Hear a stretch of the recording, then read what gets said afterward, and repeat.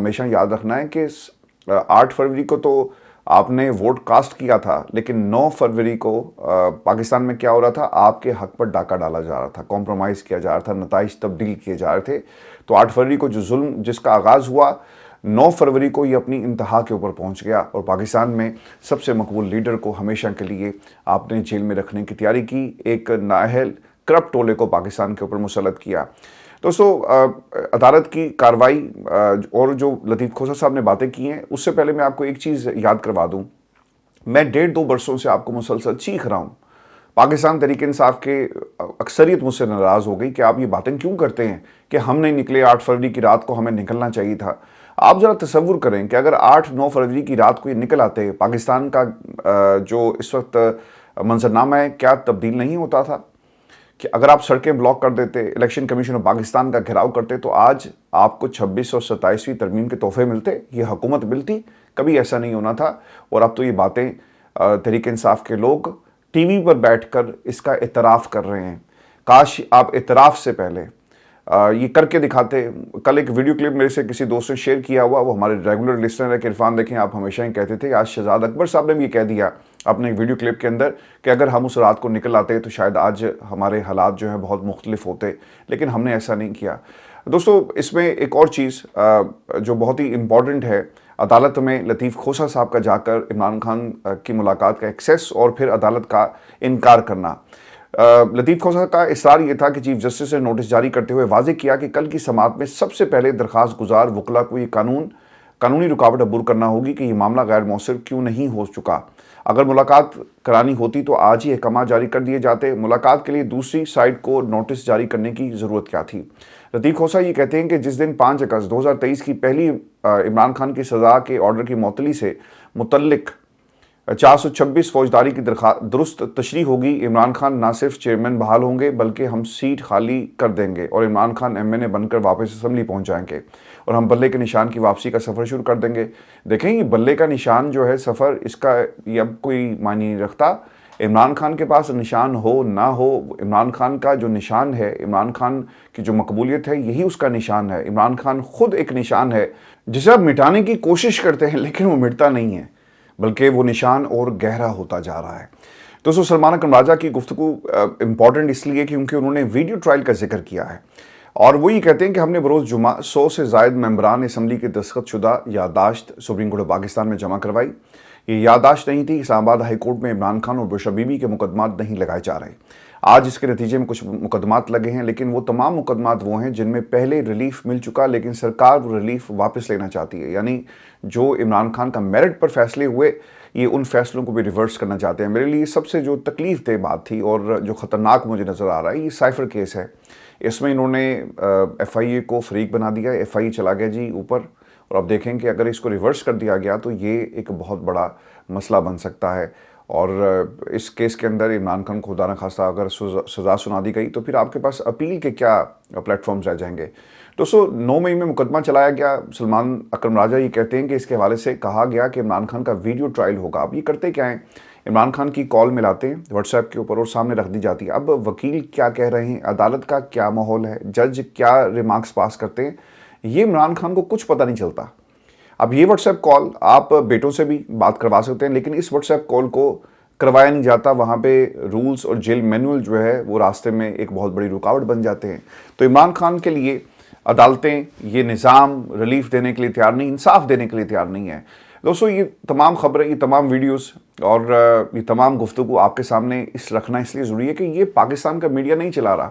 بسنت 3 دن سے ہو رہی تھی، ٹھیک ہے، آپ نے جشن منایا، سب کچھ ہوا، اور جو نتیجے حاصل کرنے تھے وہ آپ کو کچھ مل بھی گئے، آپ کا پرپس کچھ سرو بھی ہو گیا، لیکن ابھی بھی جب میں آپ سے مخاطب ہوں، پاکستان کے ٹیلی ویژن چینلز کے اوپر بسنت کے اوپر پروگرامز ہو رہے ہیں، یہ خبریں عمران خان کی نہیں چلائی جاتی، یا پھر وہ آپ کا جو پی ایس ایل ہے وہاں پر ایک تقریب ہو رہی ہے، یا خواجہ آصف صاحب جو پارلیمان میں خطاب کر رہے ہیں، تو یہ پاکستان کا میڈیا دکھا رہا ہے۔ یہ صرف پاکستان میں عدالتوں کا معاملہ نہیں ہے، اسٹیبلشمنٹ کا معاملہ نہیں ہے، پاکستان کے سیاستدانوں کا معاملہ نہیں، حکومت کا معاملہ نہیں، یہ صرف میڈیا بھی اب یہی کام کر رہا ہے، سچ نہیں دکھاتا۔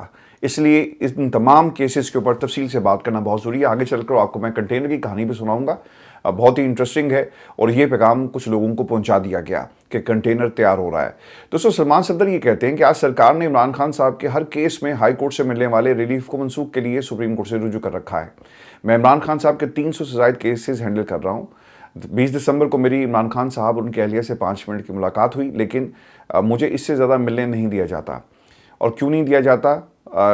आज तक मैंने कभी कोई सियासी बात नहीं की, लेकिन आज मुझे कहना पड़ रहा है कि हमारे लिए ये सब कुछ जो है वो हालात को मुश्किल कर रहे हैं। इस्लामाबाद हाई कोर्ट अब सिर्फ एक ताज महल नुमा इमारत है जिसमें मार्बल और लकड़ी की नुमाइश है। इससे ज़्यादा वहाँ कुछ नहीं, इंसाफ ना ही केसेस फिक्स होते हैं। मैंने आपको सोया हुआ महल का लफ्ज़ मेरा ख्याल है कि बहुत अरसा पहले इस्तेमाल किया। अब ये छोटे छोटे सोए हुए महल भी आपको मिलेंगे हर सूबे, हर शहर के अंदर, जहाँ से लोगों को इंसाफ मिलता है। ये सोए हुए हैं। जैसा सोया हुआ महल की अगर आप कहानी सुने, पढ़ें जाकर उससे, तो आपको पता लगेगा कि वो महल क्या था। यहाँ भी लोग सोए हुए हैं, इनको जगाना पाकिस्तान की आवाम ने है। सर, ये निज़ाम जो है वो सिर्फ इमरान खान के लिए जागता है, के ख़िलाफ़ जागता है, के लिए नहीं, के ख़िलाफ़ जागता है, लेकिन इंसाफ देने के लिए नहीं जागता। अलीमा खान से कुछ सवालात हुए और आज तोशाखाना केस और फिर इसके अलावा जो एक सेट जिसके बारे में शेर अफजल मरवत ने इल्ज़ाम लगाया, वो सवाल भी पूछा गया। तो उन्होंने कहा कि जिन्होंने इल्ज़ाम लगाया आप जाकर उनसे बात करें, और मैं इसका क्यों जवाब दूं? आपने मुझसे सवाल किया, ये मेरी मर्ज़ी है कि मैं आपको जवाब दूं या ना दूं, लेकिन आप जाकर उनसे पूछें जो मेरे ऊपर इल्ज़ाम लगा रहे हैं। आज लोगों ने बड़ी कोशिश की अलीमा खान को किसी तरह वो ट्रैप कर सके, लेकिन वो उनके ट्रैप में नहीं आई।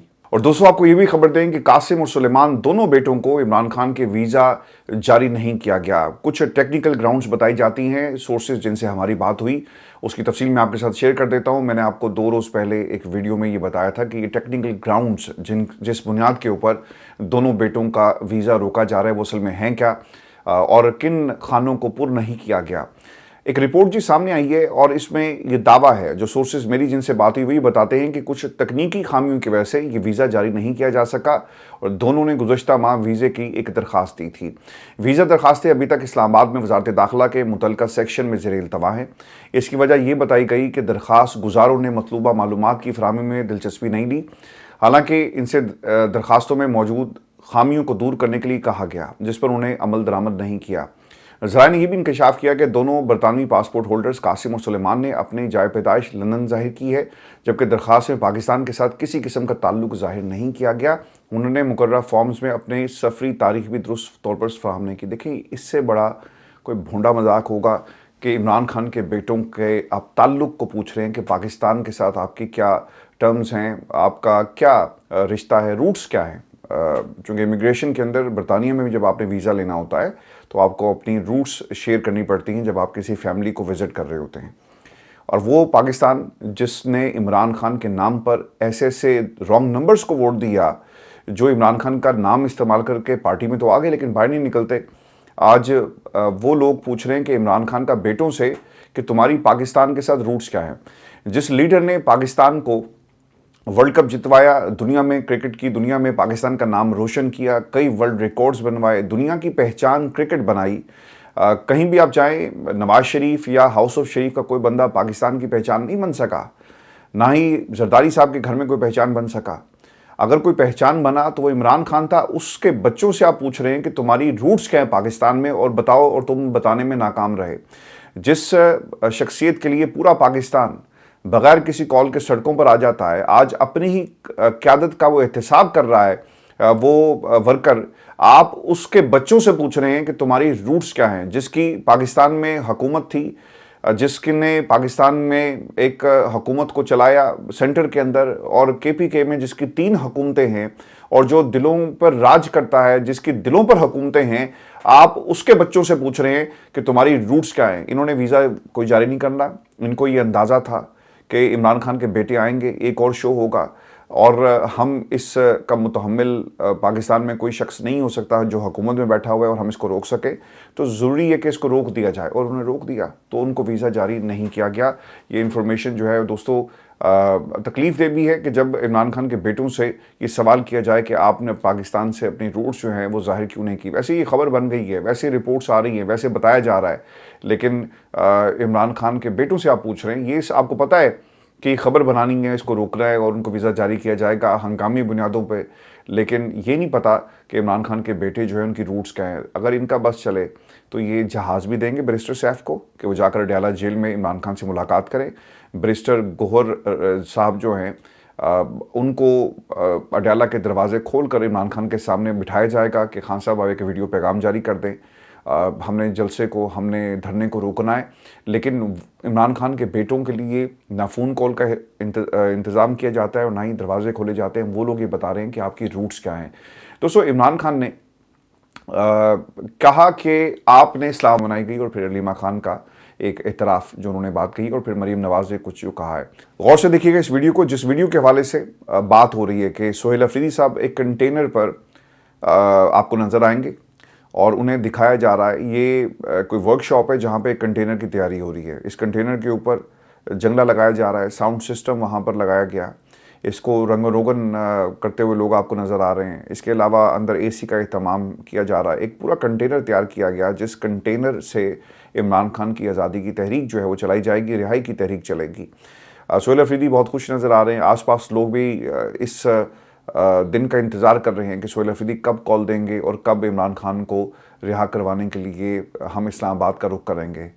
اب یہ ویڈیو آئی, لوگوں نے اس کے نیچے لکھا کہ رمضان سے پہلے یا رمضان کے بعد جو ہے وہ لانگ مارچ کیا جائے گا. رمضان سے پہلے تاریخ آئے گی اور رمضان کے بعد جو ہے اعلان کر دیا جائے گا. یہ اس ویڈیو کے ساتھ لوگوں نے شیئر کیا. میں نے پاکستان تحریک انصاف میں کچھ لوگوں سے بات کی تو دوستو ان کے بھی یہی الفاظ تھے.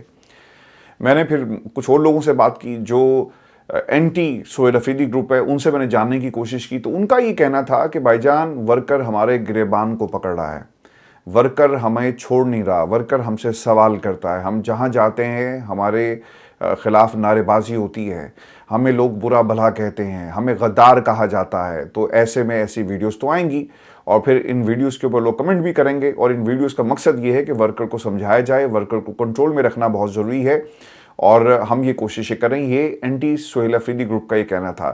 لیکن دوستو جو سب سے اہم سوال ہے کہ ویڈیو آ گئی, کنٹینر تیار ہو رہا ہے, لیکن بیرسٹر گوہر جو ہیں وہ پیچھے ہٹ گئے ہیں اور وہ کہہ رہے ہیں کہ جناب اگر آپ مجھ سے ایکسپیکٹ کرتے ہیں کہ میں کوئی کال دوں گا تو یہ کال آپ کو نہیں ملے گی. اب ہو کیا رہا ہے, ماضی میں کیا ہوا اور آج کیا ہو رہا ہے. دیکھیں, پاکستان تحریک انصاف ایک اینٹی, ایک سب سے بڑی جماعت, اور عمران خان نے حکم دیا, بہنیں باہر لے کر آئی کہ کرو لانگ مارچ اور علی امین گنڈا پور نکل پڑے.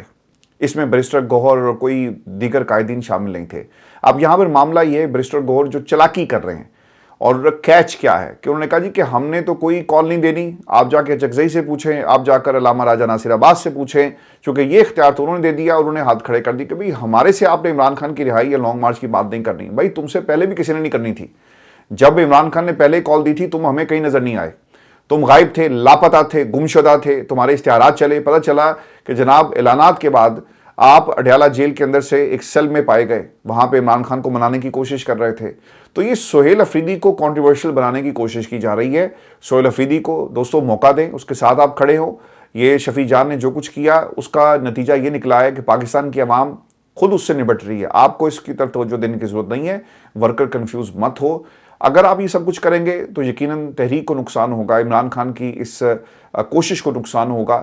اور بیرسٹر گوہر نے تو نقصان پہنچایا کہ یہ جو کنٹینرز کی باتیں ہو رہی ہیں, بھائی جان ہمارا تو کوئی ارادہ نہیں ہے, کوئی کال نہیں ہے. اور کیا الفاظ ہیں ذرا سنیں. آپ یہ بھی کہہ سکتے تھے نا کہ فیصلہ نہیں ہوا, تحریک تحفظ پاکستان اس کے اوپر فیصلہ کرے. آپ کیا کہہ رہے ہیں کہ بیرسٹر گوہر کہتے ہیں کہ پارٹی کے بانی عمران خان نے کہا کہ آئندہ کوئی ایسا حکم نہیں دیں گے کہ اسلام آباد کی چڑھائی جو ہے وہ کی جائے. ورکر کہہ رہا ہے چڑھائی کرو, ورکر کہہ رہا ہے نکلو.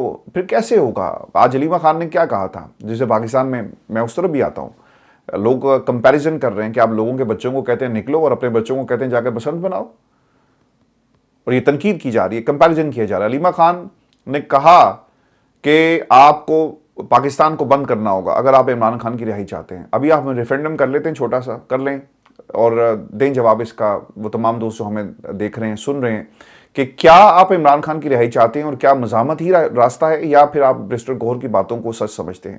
کیا اس تحریک کو چلانے کی بیرسٹر گوہر کی صلاحیت ہے؟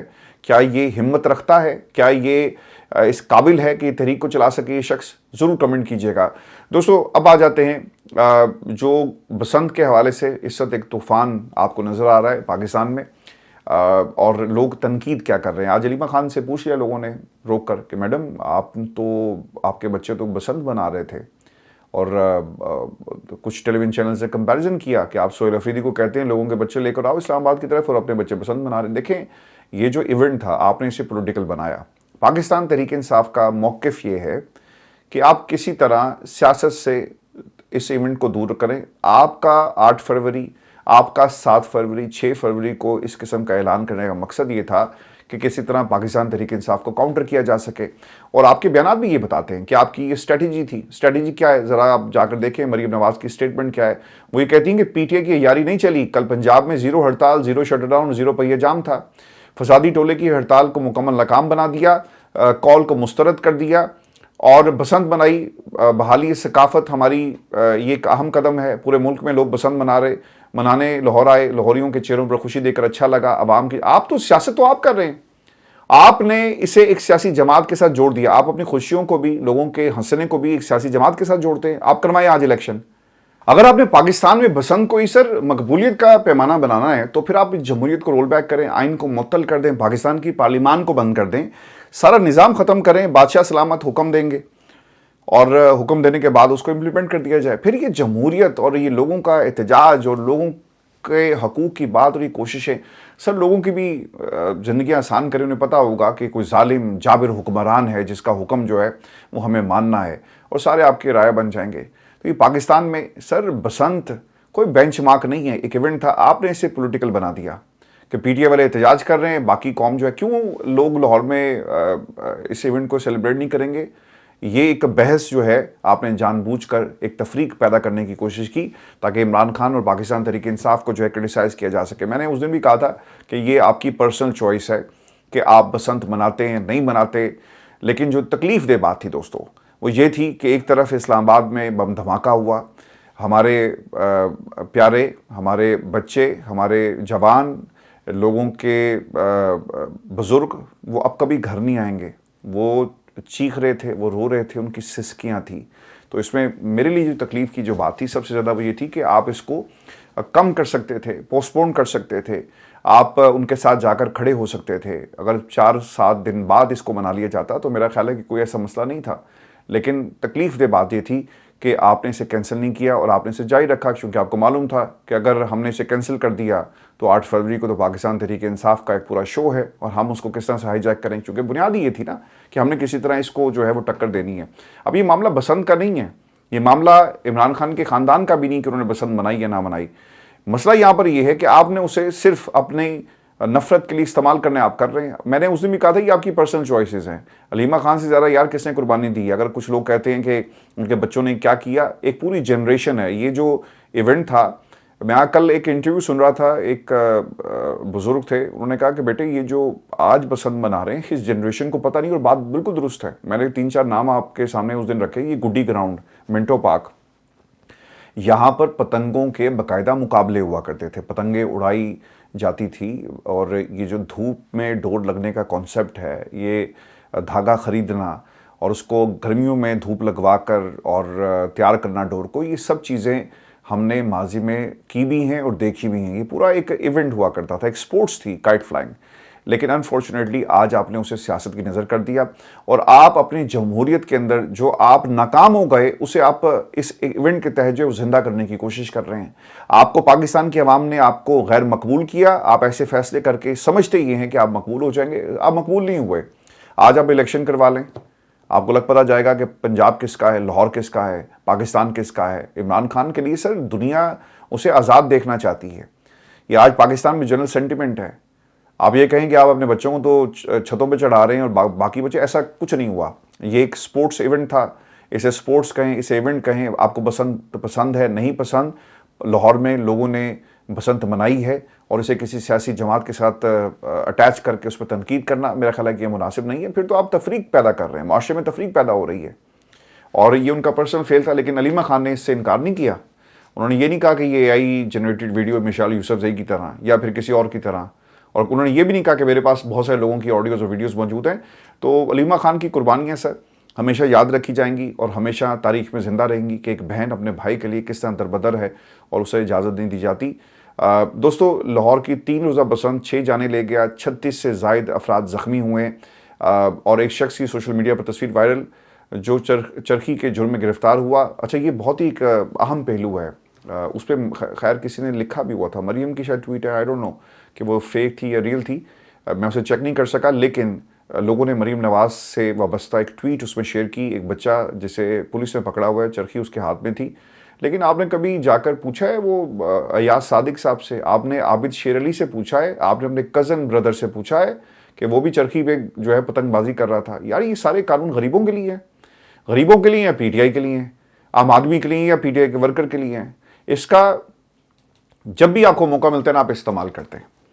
پاکستان تحریک انصاف کے سر دو لوگ ان پہ فرد جرم عائد ہو گئی, ایک تو رؤف حسن صاحب اور دوسرے ہیں آپ کے احمد وقاص جنجوا صاحب. ان کے غیر ملکیوں سے تعلقات, انڈیا اور بھارت کے ساتھ ان کے تعلقات کا مقدمہ تھا, اگر آپ کو یاد ہوگا ریڈ کی گئی اور یہ تنخواہیں کیسے لیتے تھے, یہ ان کے اوپر معاملات تھا. پھر رؤف حسن کے اوپر حملہ بھی ہوا اور آہستہ آہستہ ایک ایک آواز کو جو دبایا گیا. طاہر عباس سپرہ صاحب کی سربراہی میں دہشت گردی کے جو جج ہیں انہوں نے ملزمان نے صحت جرم سے انکار کیا, فرد جرم عائد ہو گئی ہے. لیٹس سی کہ ان کمنگ ڈیز کیا ہوتا ہے. تو میری بڑی خواہش تھی, میں ٹریول نہیں کر سکتا, میرا بہت دل تھا, میں نے ویزا بھی حاصل کر لیا بنگلہ دیش کا کہ میں جا کر وہاں پر آپ دوستوں کے لیے رپورٹنگ کروں, لیکن میری ٹریولنگ مجھے الاؤ نہیں ہے فی الحال, کچھ وجوہات ہیں, میں ٹریول بھی نہیں کر سکتا انفارچونیٹلی, چلنے پھرنے سے کے کچھ مسائل ہیں, جو میرا ایکسیڈنٹ ہوا تھا اس کی وجہ سے. تو میری بہت خواہش تھی کہ ایک انٹرنیشنل ایونٹ ہو رہا ہے, وہاں پر ایک بہت بڑا انقلاب آئے, اور انقلاب کے بعد جو انتخاب ہو رہا ہے وہ کس قسم کا ہے اور لوگوں کا جنرل سینٹیمنٹ کیا ہے, وہ میں آپ کو جا کر دکھاتا. انفارچونیٹلی نہیں ہو سکا, لیکن خیر یہاں سے ہم بیٹھ کے رپورٹ کریں گے اور آپ کو دکھائیں گے بنگلہ دیش کے اندر کیا کچھ ہو رہا ہے اور انقلاب کے بعد انتخاب کیسا ہوا. اپنا خیال رکھیں, اجازت دیجیے.